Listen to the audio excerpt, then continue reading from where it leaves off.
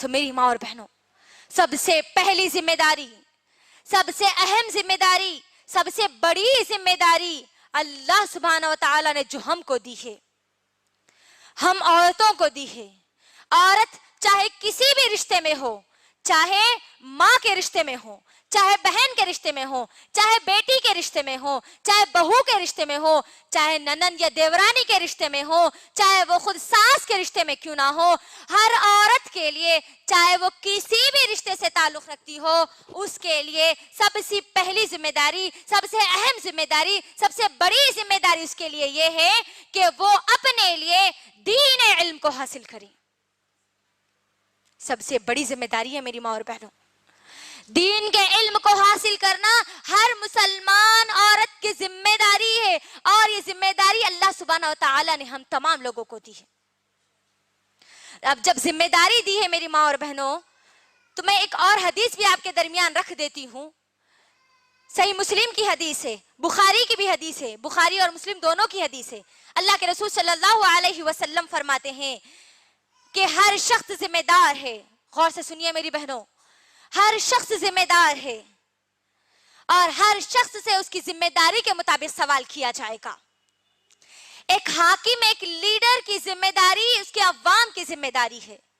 اس سے کل اس کے عوام کے بارے میں سوال کیا جائے گا۔ ایک مرد اپنی بیوی، اپنے گھر والوں پر ذمہ دار ہے، اور اس سے کل قیامت کے دن اس کی ذمہ داری کے بارے میں سوال کیا جائے گا۔ عورت اپنے شوہر کے گھر کی ذمہ دار ہے، شوہر کے بچوں کی ذمہ دار ہے، شوہر کے مال کی ذمہ دار ہے، اور کل قیامت کے دن اس عورت سے اس کی ذمہ داری کے بارے میں سوال کیا جائے گا۔ گویا ہر عورت ذمہ دار ہے، ہر انسان ذمہ دار ہے، اور ہر ایک سے اس کی ذمہ داری کے بارے میں سوال کیا جائے گا۔ غور کریے، سب سے پہلی ذمہ داری اللہ نے مجھے اور آپ کو یہاں پر بتلا دی کہ علم دین کو حاصل کرنا ہے۔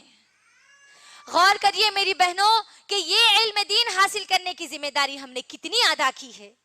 کتنی ہم کو ادا کرنا ہے۔ کیا ہمارے پاس اتنا وقت ہے کہ ہم کہہ دیں کہ آج نہیں کل میں سیکھ لوں گی، ابھی تو میں جوان ہوں، بوڑھی ہونے کے بعد سیکھ لوں گی؟ بولیے، کیا ہمارے پاس اتنا وقت ہے؟ نہیں میری ماں اور بہنوں، نہیں ہے۔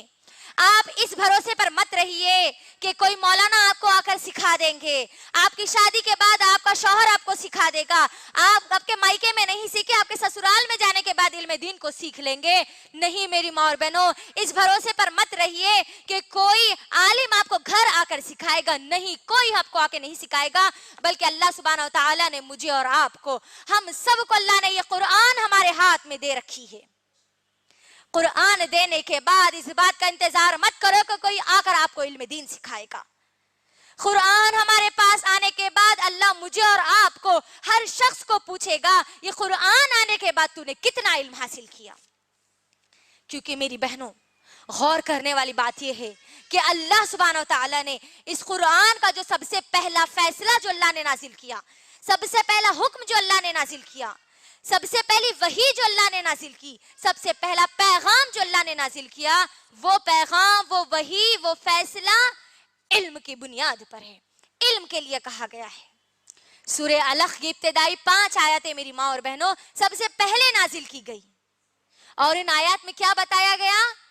اعوذ باللہ من الشیطان الرجیم، بسم اللہ الرحمن الرحیم، اقرأ بسم ربک الذی خلق، خلق الانسان من علق، اقرأ وربک الاکرم الذی علم بالقلم۔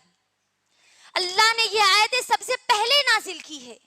غور کریے میری بہنوں، سب سے پہلا حکم مجھے اور آپ کو، ہر انسان کو، ہر مسلمان کو اللہ سبحانہ و تعالیٰ نے علم سیکھنے کی دی ہے۔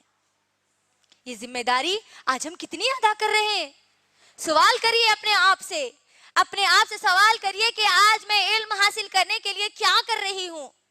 جبکہ اللہ نے پہلا حکم یہی نازل کیا۔ میری بہنوں غور کریے۔ اس کے ساتھ ساتھ سنیے ابن ماجہ کی حدیث، اللہ کے رسول صلی اللہ علیہ وسلم فرماتے ہیں، ابن ماجہ جلد نمبر 1 حدیث نمبر 224، اللہ کے رسول صلی اللہ علیہ وسلم فرماتے ہیں، ہر مسلمان کے لیے چاہے وہ مرد ہو یا عورت علم کا سیکھنا ضروری فرض ہے۔ علم کا حاصل کرنا ہر مرد اور عورت پر فرض ہے۔ غور کریے میری بہنوں، جس طریقے سے نمازوں کی پابندی کرنا ہمارے لیے فرض ہے، جس طریقے سے رمضان کے روزے رکھنا ہمارے لیے فرض ہے، جس طریقے سے اللہ نے ہم کو استطاعت دی ہے، زکوٰۃ ہم کو اگر ہمارے مال میں نکلتی ہے تو زکوٰۃ دینا جس طریقے سے فرض ہے، جس طریقے سے حج کرنا فرض ہے، اسی طریقے سے میرے اور آپ کے لیے، ہر مسلمان عورت کے لیے، ہر مسلمان مرد کے لیے علم دین کو حاصل کرنا، اس قرآن کے علم کو حاصل کرنا فرض ہے۔ یاد رکھیے میری بہنوں، یاد رکھیے، اس کے اندر ایک اور بات سمجھنے اور غور کرنے کی ہے۔ جو لوگ یہ کہتے ہیں کہ علم سیکھنے کا معاملہ صرف مردوں کے حد تک ہے، اس آیت پر غور کرنے سے ہم کو یہ بات معلوم ہوتی ہے کہ اللہ نے کہا کہ اقرأ، پڑھو، بسم ربک الذی، اپنے رب کے نام سے پڑھو۔ تو اللہ نے اس آیت میں یہ نہیں کہا میری بہنوں کہ اے مردوں تم پڑھو، اے عورتوں تم پڑھو، نہیں، مرد اور عورت ہر ایک کو مخاطب کر کے یہاں پر بیان کیا گیا ہے۔ غور کرنا میری بہنوں، تو علم دین کو حاصل کرنا ہم سب کی سب سے پہلی اور سب سے بڑی ذمہ داری ہے۔ اب میری ماں اور بہنوں، جب ہم لوگ یہ سمجھتی ہیں کہ قرآن کا علم مجھے اور آپ کو حاصل کرنا ہے، سیرت نبوی صلی اللہ علیہ وسلم کا علم مجھے اور آپ کو حاصل کرنا ہے، تو میرا آپ تمام لوگوں سے ایک سوال ہے میری ماں اور بہنوں، اس سوال کا جواب دینے کی کوشش کرنا۔ جب اللہ سبحانہ وتعالی نے مجھے اور آپ کو اس قرآن کا علم حاصل کرنے کا حکم دیا ہے، تو میرا سوال ہے آپ تمام لوگوں سے کہ اللہ سبحانہ وتعالی نے اس قرآن مجید میں سب سے پہلا علم کس چیز کا حاصل کرنے کا حکم دیا ہے؟ کوئی مجھے بتا سکتے ہیں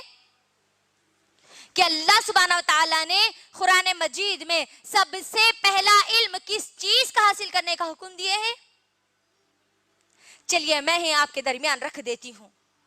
میری ماں اور بہنوں، اللہ نے جہاں کہہ دیا کہ علم حاصل کرنا ہے، ہر مسلمان عورت کی سب سے پہلی اور سب سے بڑی ذمہ داری جب علم حاصل کرنے کی ہے، تو اس کے لیے سب سے اہم بات یہ ہے کہ وہ سب سے پہلے اللہ سبحانہ وتعالی کا علم حاصل کرے،